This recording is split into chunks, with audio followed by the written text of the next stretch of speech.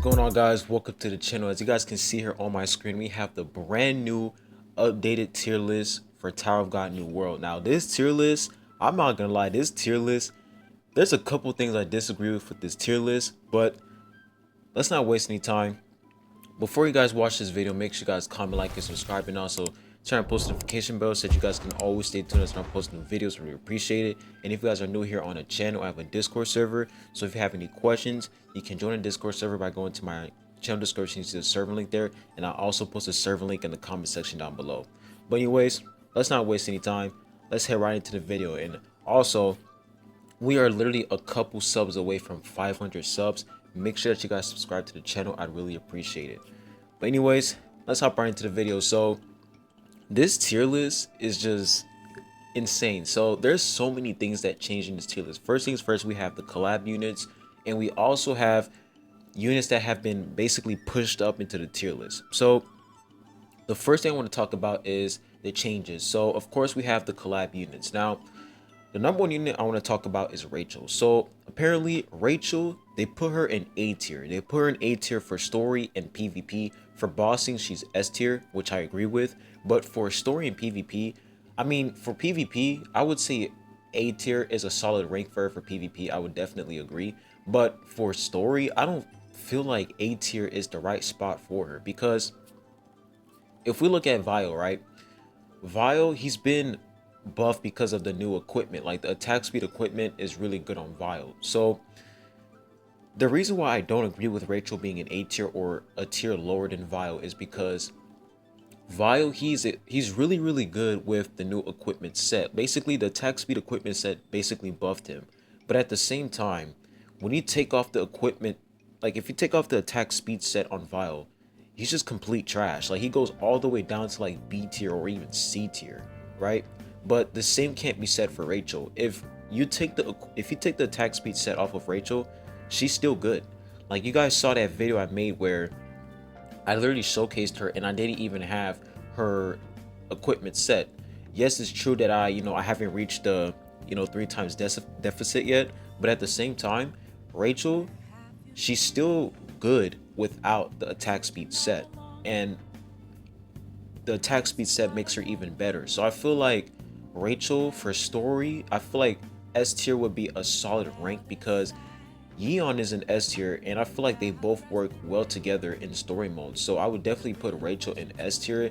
I wouldn't put Vile in like a higher tier than her because Vile is he's just not good without the attack speed set. Like the attack speed set is absolutely carrying Vile right now, and if you take that if you take the set off of him, he's just not good at all. So I feel like Rachel should definitely be in that S tier spot because with or without the set, she's still good. So Rachel definitely up there on that tier list. Now the next character I want to talk about is of course Yeon. I feel like Yeon being an S tier is definitely a good spot for her because she's extremely tanky. She can apply the green element resist debuff on the enemy, and she could do pretty much good damage. So overall, Yeon is a really solid character, especially when you pair her up with Rachel, because Rachel, the fact that Rachel is constantly doing damage to the enemy, you definitely want Yeon with her so that Yeon can constantly place that green element resist debuff on the enemy so that Rachel can do more damage. So overall, Yeon being an S tier and for bossing being in B tier and S tier for PvP, I 100% agree because for bossing, her kit isn't really built for bosses. It's mainly built for story and PvP, and that's pretty much it. So I'll say Yeon for sure S tier. Now another character we have is none other than Chenet. Now Chenet, I don't have a lot of copies of her. I only have like 3 green stars for her, so I wasn't really able to do much with her. But I'll say for now, like overall her performance, it's not bad. Her survivability is really decent. If you put like the lifesteal set on her, which allows her to stay alive longer, I'll say that she can do some pretty good damage. But overall, is she better than Rachel and Yeon? I'll definitely say no. Like I'll say out of like all the 3, I'll say she's definitely the weakest one out of all of the collab units because her damage can be good, but like the only thing that's going well for her is damage. That's the only thing that's going well for her, and survivability, that's pretty much it. So Rachel and Yeon, they basically provide more to your team. Like they have way more benefits, but I feel like Chenet is just pretty much damage, and that's literally it. So because you already have other characters who excel at damage, which are like basically in Dorsey, you have Warren who basically excels at damage. You have Yiwa, you have Joaquin. Like these units, they excel when it comes to damage. So I'll say Shanae, the reason why they definitely put her in A tier and for bossing B tiers because there's other units that can do way more damage than her.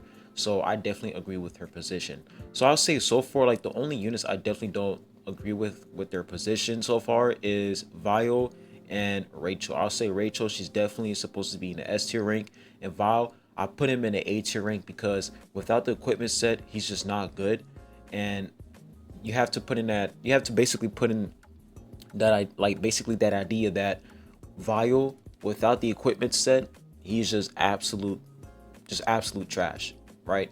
But when you put the equipment set on him, he's really, really good. And on top of that, he requires a lot of investment. So I'll say like the equipment set basically allowed players who don't have a lot of copies of Vile to basically use him, and that's pretty much it. So I'll definitely put Vile in that A tier for sure. And I think that's pretty much it with this tier list. But I feel like Karaka in SS tier, I think this is new, or I think this was already like, you know, in the previous updated tier list. So Karaka being in like SS tier, I kind of agree because of the new equipment set, the one that has defense and it also has that provocation.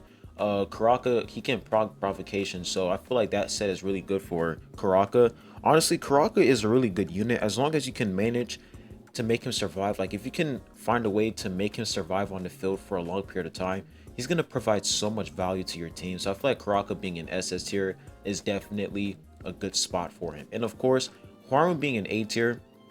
Now there was like a lot of people in my comment section from like my last updated tier list video. They were saying that Hwaru later on in the end game, the only thing she can provide to your team is pretty much the barrier, you know, additional attack and in the crit, but like her damage doesn't really excel that much in the end game.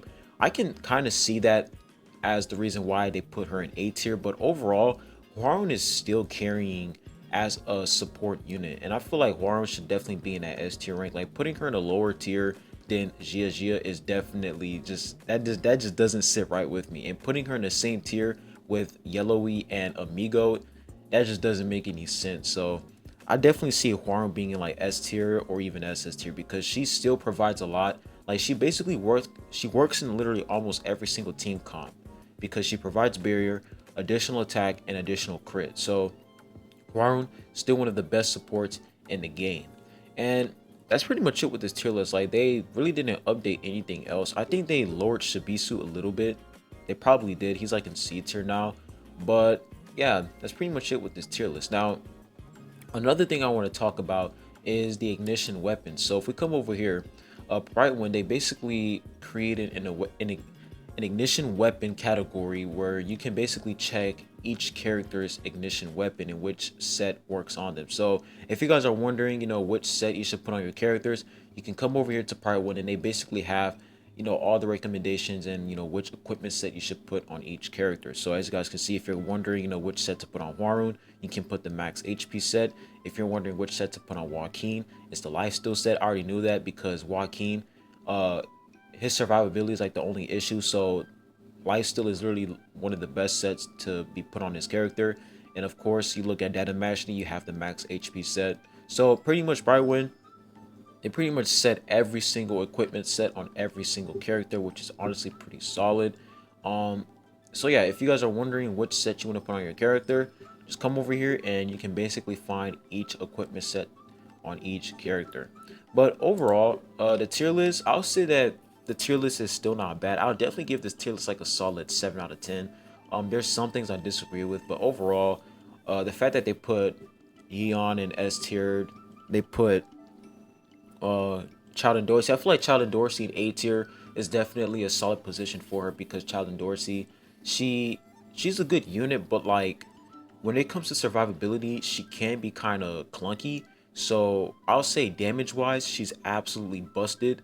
but when it comes to survivability, she's really bad when it comes to survivability. So Child and Dorsey's definitely going to be in that A tier for sure. But overall, Child and Dorsey, she's still one of the most amazing green element DPS characters in the game, including Rachel as well. So these two are like the top green element DPSs in the game for sure. And Lozelle, I've been saying this since like the beginning of the game that Lozelle has potential, and look at her in S tier. I'm glad that, you know, probably when they're finally seeing the potential that Lozelle has, because her healing and the fact that she's able to buff up the green element, like she's able to buff up your team's attack if like you have green element characters in your team, is absolutely insane. So Lozelle being an S tier is definitely a W. But anyways, that's pretty much the updated tier list. They only added the collab units, they've changed Val's position, and yeah, that's pretty much it. But anyways, I'll be leaving the video at that. Make sure you guys comment, like, and subscribe, and also put your thoughts down below in the comment section of what you guys think about this tier list. Do you guys agree or disagree with this tier list? I want to see y'all's opinions. But anyways, I'll be catching you guys on the next one, and I hope you all have a good one. Peace.